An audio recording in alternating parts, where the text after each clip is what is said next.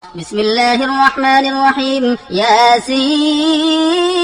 والقرآن الحكيم إنك لمن المرسلين على صراط مستقيم تنزيل العزيز الرحيم لتنذر قوما ما أنذر آباؤهم فهم غافلون لقد حق القول على أكثرهم فهم لا يؤمنون إنا جعلنا في أعناقهم أغلالا فهي إلى الأذقان فهم مقمحون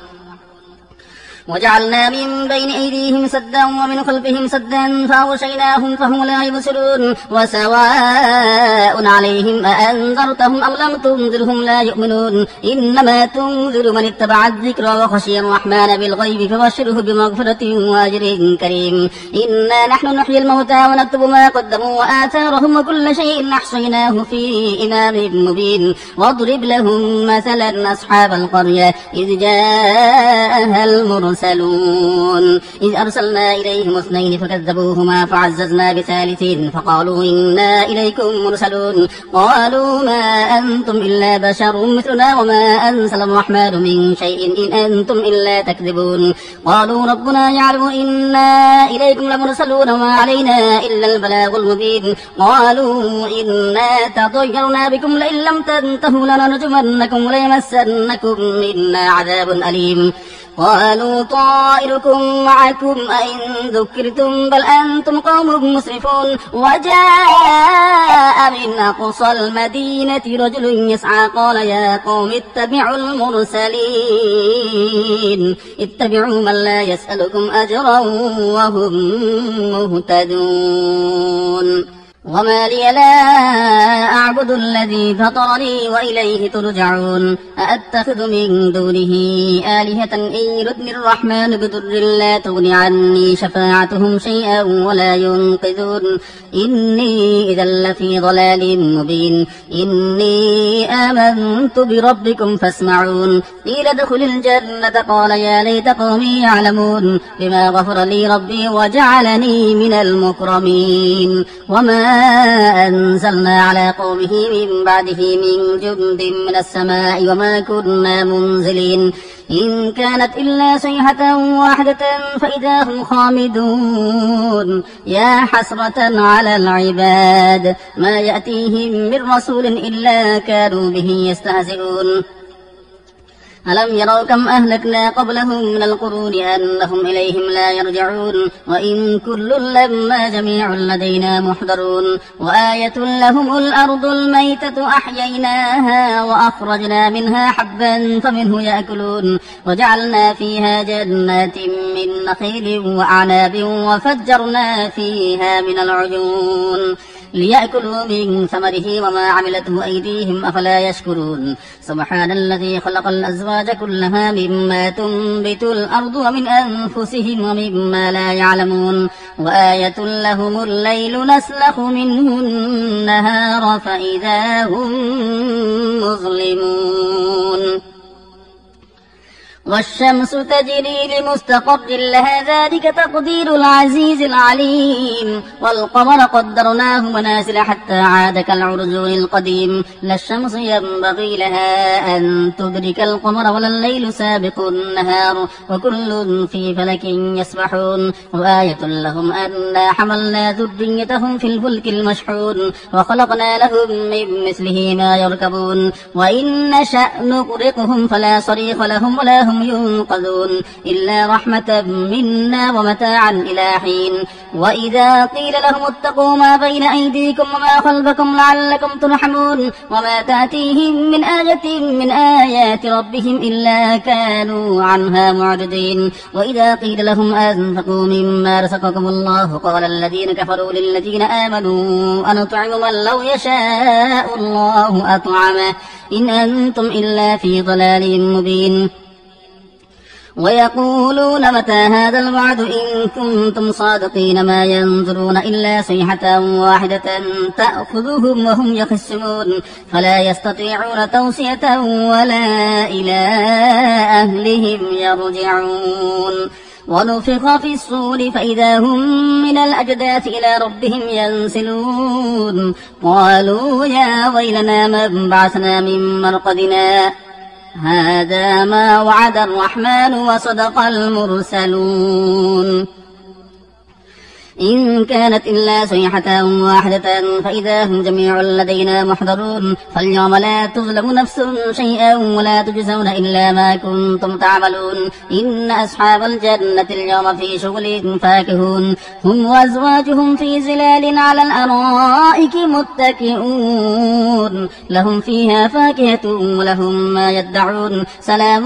قولا من رب رحيم وامتازوا اليوم أيها المجرمون ألم أعهد إليكم يا بني آدم ألا تعبدوا الشيطان إنه لكم عدو مبين وأن اعبدوني هذا صراط مستقيم ولقد أضل منكم جبلا كثيرا أفلم تكونوا تعقلون هذه جهنم التي كنتم توعدون اصلوها اليوم بما كنتم تكفرون اليوم نختم على أفواههم وتكلمنا أيديهم وتشهد أرجلهم بما كانوا يكسبون ولو نشاء لطمسنا على أعينهم فاستبقوا الصراط فأنى يبصرون ولو نشاء لمسخناهم على مكانتهم فما استطاعوا مضيا ولا يرجعون ومن نعمره ننكسه في الخلق أفلا يعقلون وما علمناه الشعر ما ينبغي له إن هو إلا ذكر وقرآن مبين لينذر من كان حيا ويحق القول على الكافرين أولم يروا أنا خلقنا لهم مما عملت أيدينا أنعاما فهم لها مالكون وذللناها لهم فمنها ركوبهم ومنها يأكلون ولهم فيها منافع ومشارب أفلا يشكرون واتخذوا من دون الله آلهة لعلهم ينصرون لا يستطيعون نصرهم وهم لهم جند محضرون فلا يحزنك قولهم إنا نعلم ما يسرون وما يعلنون أولم يرى الإنسان أنا خلقناه من نطفة فإذا هو خصيم مبين وضرب لنا مثلا ونسي خلقه قال من يحيي العظام وهي رميم قل يحييها الذي أنشأها أول مرة وهو بكل خلق عليم الذي جعل لكم من الشجر الأخضر نارا فإذا أنتم منه توقدون أوليس الذي خلق السماوات والأرض بقادر على أن يخلق مثلهم بلى وهو الخلاق العليم إنما أمره إذا أراد شيئا أن يقول له كن فيكون فسبحان الذي بيده ملكوت كل شيء وإليه ترجعون بسم الله الرحمن الرحيم الرحمن علم القرآن خلق الإنسان علمه البيان الشمس والقمر بحسبان والنجم والشجر يسجدان والسماء رفعها ووضع الميزان ألا تطغوا في الميزان وأقيموا الوزن بالقسط ولا تخسروا الميزان والأرض وضعها للأنام فيها فاكهة والنخل ذات الأكمام والحب ذو العصف والريحان فبأي آلاء ربكما تكذبان خلق الإنسان من صلصال كالفخار وخلق الجان من مارج من نار فبأي آلاء ربكما تكذبان رب المشرقين ورب المغربين فبأي آلاء ربكما تكذبان مرج البحرين يلتقيان بينهما برزخ لا يبغيان فبأي آلاء ربكما تكذبان يخرج منهما اللؤلؤ والمرجان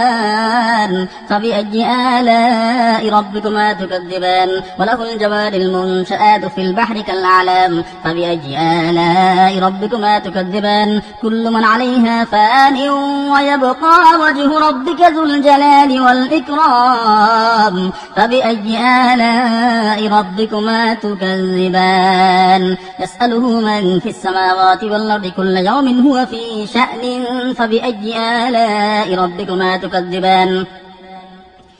سنفرغ لكم أيها الثقلان فبأي آلاء ربكما تكذبان يا معشر الجن والإنس إن استطعتم أن تنفذوا من أقطار السماوات والأرض فانفذوا لا تنفذون إلا بسلطان فبأي آلاء ربكما تكذبان يرسل عليكما شواظ من نار ونحاس فلا تنتصران فبأي آلاء ربكما تكذبان فإذا انشقت السماء فكانت وردة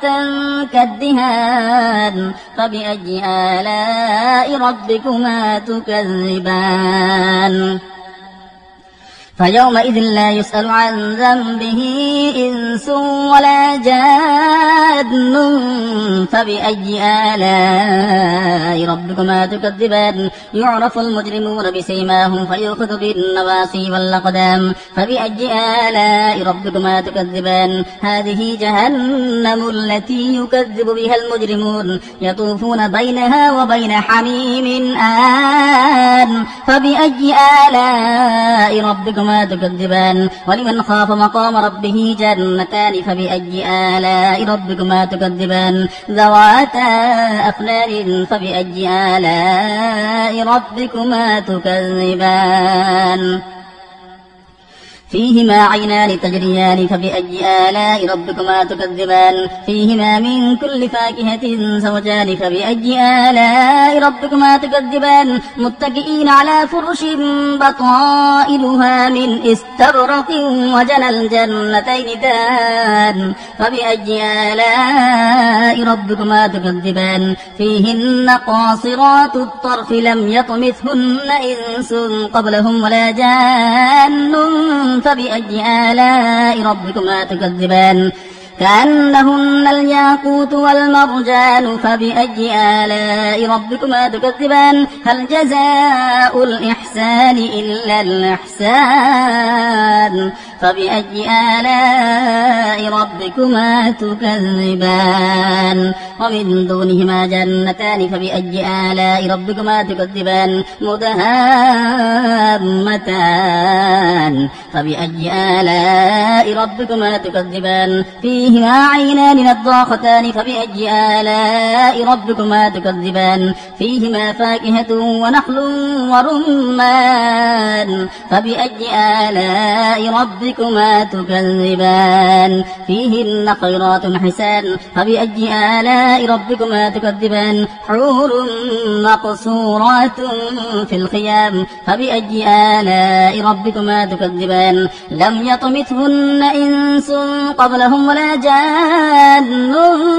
فبأي آلاء ربكما تكذبان متكئين على رفرف خضر وعبقري حسان فبأي آلاء ربكما تكذبان تبارك اسم ربك ذي الجلال والإكرام بسم الله الرحمن الرحيم إذا وقعت الواقعة ليس لوقعتها كاذبة خافضة رافعة إذا رجت الأرض رجا وبست الجبال بسا فكانت هباء منبثا وكنتم أزواجا ثلاثة فأصحاب الميمنة ما أصحاب الميمنة وأصحاب المشأمة ما أصحاب المشأمة والسابقون السابقون أولئك المقربون في جنات النعيم ثلة من الأولين وقليل من الآخرين على سرر موضونة متكئين عليها متقابلين يطوف عليهم بلدان مخلدون بأكواب وأبانيق وكأس من معين لا يصدعون عنها ولا ينسفون وفاكهة مما يتخيرون ولحم طير مما يشتهون وحور عين كأمثال اللؤلؤ المكنون جزاء بما كانوا يعملون لا يسمعون فيها لغوا ولا تأثيما إلا قيلا سلاما سلاما وأصحاب اليمين ما أصحاب اليمين في سدر مخضود وطلح منضود وظل ممدود وماء مسكوب وفاكهة كثيرة لا مقطوعة ولا ممنوعة وفرش مرفوعة إنا أنشأناهن إنشاء فجعلناهن أبكارا عربا أترابا لأصحاب اليمين ثلة من الأولين وثلة من الآخرين وأصحاب الشمال ما أصحاب الشمال في سموم وحميم وظل من يحموم لا بارد ولا كريم إنهم كانوا قبل ذلك مترفين وكانوا يسرون على الحنث العظيم وكانوا يقولون أئذا متنا وكنا ترابا وعظاما أئنا لمبعوثون أو آباؤنا الأولون قل إن الأولين والآخرين لمجموعون إلى ميقات يوم معلوم ثم إنكم أيها الضالون المكذبون لآكلون من شجر من زقوم فمالئون منها البطون فشاربون عليه من الحميم فشاربون شرب الهيم هذا نزلهم يوم الدين نحن خلقناكم فلولا تصدقون أفرأيتم ما تمنون أأنتم تخلقونه أم نحن الخالقون نحن قدرنا بينكم الموت وما نحن بمسبوقين على أن نبدل أمثالكم وننشئكم فيما لا تعلمون ولقد علمتم النشأة الأولى فلولا تذكرون أفرأيتم ما تحرثون أأنتم تزرعونه أم نحن الزارعون لو نشاء لجعلناه حطاما فظلتم تفكهون إنا لمغرمون بل نحن محرومون أفرأيتم الماء الذي تشربون أنتم أنزلتموه من المزن أم نحن المنزلون لو نشاء جعلناه أجاجا فلولا تشكرون أفرأيتم النار التي تورون أنتم أنشأتم شجرتها أم نحن المنشئون نحن جعلناها تذكرة ومتاعا للمقبين فسبح باسم ربك العظيم فلا أقسم بمواقع النجوم وإنه لقسم لو تعلمون عظيم إنه لقرآن كريم في كتاب مكنون لا يمسه إلا المطهرون تنزيل من رب العالمين أفبهذا الحديث أنتم مدهنون وتجعلون رزقكم أنكم تكذبون فلولا إذا بلغت الحلقوم وأنتم حينئذ تنظرون ونحن أقرب إليه منكم ولكن لا تبصرون فلولا إن كنتم غير مدينين ترجعونها إن كنتم صادقين فأما إن كان من المقربين فروح وريحان وجنة نعيم وأما إن كان من أصحاب اليمين فسلام لك من أصحاب اليمين وأما إن كان من المكذبين الضالين فنزل من حميم وتصلية جحيم إن هذا لهو حق اليقين فسبح باسم ربك العظيم أعوذ بالله من الشيطان الرجيم بسم الله الرحمن الرحيم تبارك الذي بيده الملك وهو على كل شيء قدير الذي خلق الموت والحياة ليبلوكم أيكم أحسن عملا وهو العزيز الغفور الذي خلق 7 سماوات طباقا ما ترى في خلق الرحمن من تفاوت فارجع البصر هل ترى من فطور ثم ارجع البصر كرتين ينقلب إليك البصر خاسئا وهو حسير ولقد زينا السماء الدنيا بمصابيح وجعلناها رجوما للشياطين وأعتدنا لهم عذاب السعير وللذين كفروا بربهم عذاب جهنم وبئس المصير إذا ألقوا فيها سمعوا لها شهيقا وهي تفور تكاد تميز من الغيظ كلما ألقي فيها فوج سألهم خزنتها ألم يأتكم نذير قالوا بلى قد جاءنا نذير فكذبنا وقلنا ما نزل الله من شيء إن أنتم إلا في ضلال كبير وقالوا لو كنا نسمع أو نعقل ما كنا في أصحاب السعير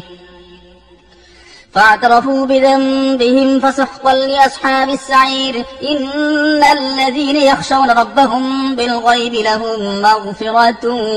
وأجر كبير وأسروا قولكم أو اجهروا به إنه عليم بذات الصدور ألا يعلم من خلق وهو اللطيف الخبير هو الذي جعل لكم الأرض ذلولا فامشوا في مناكبها وكلوا من رزقه وإليه النشور أأمنتم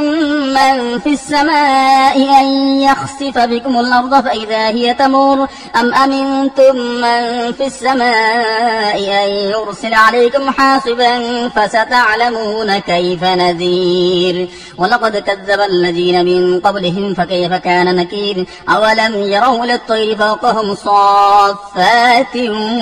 ويقبض ما يمسكهن إلا الرحمن إنه بكل شيء بصير أمن هذا الذي هو جند لكم ينصركم من دون الرحمن إن الكافرون إلا في غرور أمن هذا الذي يرزقكم إن أمسك رزقه بل لجوا في عتب ونفور أفمن يمشي مكبا على وجهه أهدى أمن يمشي سويا على صراط مستقيم قل هو الذي أنشأكم وجعل لكم السمع والأبصار والأفئدة قليلا ما تشكرون قل هو الذي ذرأكم في الأرض وإليه تحشرون ويقولون متى هذا الوعد إن كنتم صادقين قل إنما العلم عند الله وإنما